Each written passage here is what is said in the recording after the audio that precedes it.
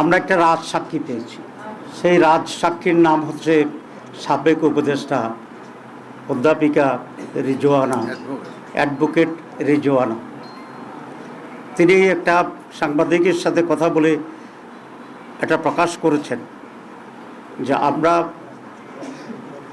যারা তার ভাষায় নারীদের উপযুক্ত অধিকারকে নিশ্চিত করতে পারে নাই, তারা বিরোধী দলে থাকলেও আমরা কিন্তু তাদেরকে মূলধারা বা প্রধান শক্তি হিসাবে আমরা আসতে দিই নাই।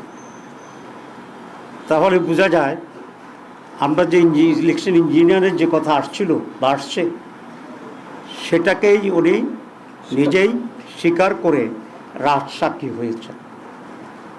আমরা এখন এটাকে জানতে চাই ওনার কাছে বা তৎকালীন তত্ত্বাবধায়ক সরকারের কাছে এবং আজকের সরকারের কাছে, যে তারা তাদের যোগসাজশে কি ইঞ্জিনিয়ারিংয়ের মাধ্যমে বাংলাদেশ জামাত ইসলামীকে মূলধারা বা প্রধান দল হিসাবে মেজরিটি পেতে তারা বাধাগ্রস্ত করেছে এবং সেটাতে দেয় নাই।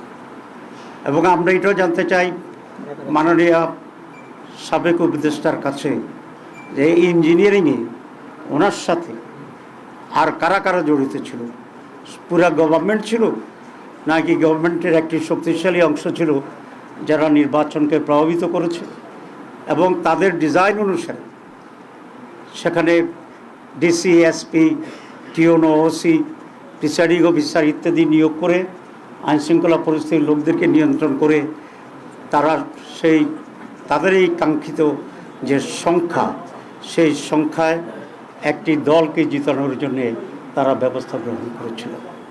জাতির কাছে এটা স্পষ্ট করতে হবে। এবং আমি এই সরকারের কাছে দাবি জানাবো রিজওয়ানা আহমেদকে, রিজওয়ানা হাসানকে তারা কিভাবে জিজ্ঞাসাবাদের আওতায় আনবেন এবং আওতায় এনে তার কাছ থেকে পরিষ্কার যে সিচুয়েশন তিনি তৈরি করেছিলেন সে সম্পর্কে ওনারা জানবেন, আমাদেরকে জানাবেন, দেশবাসীর কাছেও এটা পরিষ্কার করবেন। আমরা নির্বাচনের আগেও কয়েকজন উপদেষ্টার ব্যাপারে অভিযোগ এনেছিলাম এবং আপনারা দেখেছেন ইন্টারিম গভর্নমেন্ট নিজেকে তত্ত্বাবধায়ক সরকারের সমপর্যায়ে নিরপেক্ষ সরকার হিসেবেই প্রতিবাদ করেছিল এবং সে ভূমিকায় তারা আছে সেটা তারা বলার চেষ্টা করেছিল। এবং একটি নীতিগত কথা ছিল যে ইন্টারিম গভর্নমেন্টে যারা দায়িত্বে থাকছেন উপদেষ্টা হিসাবে তারা কোনো সরকারে দলীয় সরকারে তারা কোনো ধরনের অংশগ্রহণ করবেন না, কোনো মন্ত্রিত্ব গ্রহণ করবেন না।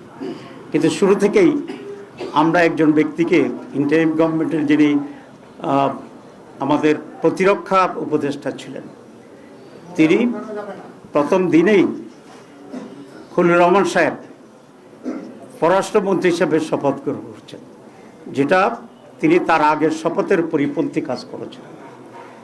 এখানে এটা স্পষ্ট যে খলিলুর রহমান ছিল লন্ডন কনস্পিরেসির প্রধান হোতা এবং সেখান থেকে তিনি সরকারকে মোটিভেট করে ষড়যন্ত্র করে বর্তমান যারা সরকারে আছেন তাদেরকে সুবিধা দেওয়ার জন্যই উনি অব্যাহতভাবে কাজ করেছিলেন এবং তার সেই কাজের পুরস্কার হিসাবেই উনি পররাষ্ট্রমন্ত্রীর এই রিওয়ার্ডটা উনি পেয়েছেন।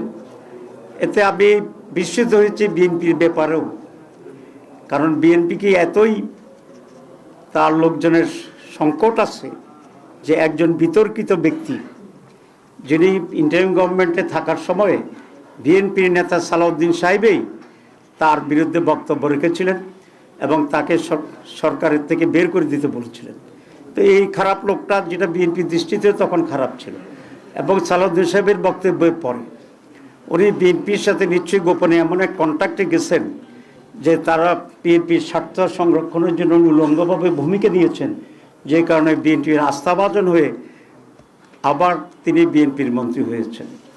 কারণ নিশ্চয়ই বিএনপির সাথে ওনার এমন এক কমিটমেন্ট ছিল বা ওনার সাথে বিএনপির এমন এক কমিটমেন্ট ছিল যে উনি ইন্টারিম গভর্নমেন্টে বিএনপিকে হেল্প করবে নির্বাচনে, আর বিএনপি সরকার গঠন করলে ওনাকে মন্ত্রী বানাবে।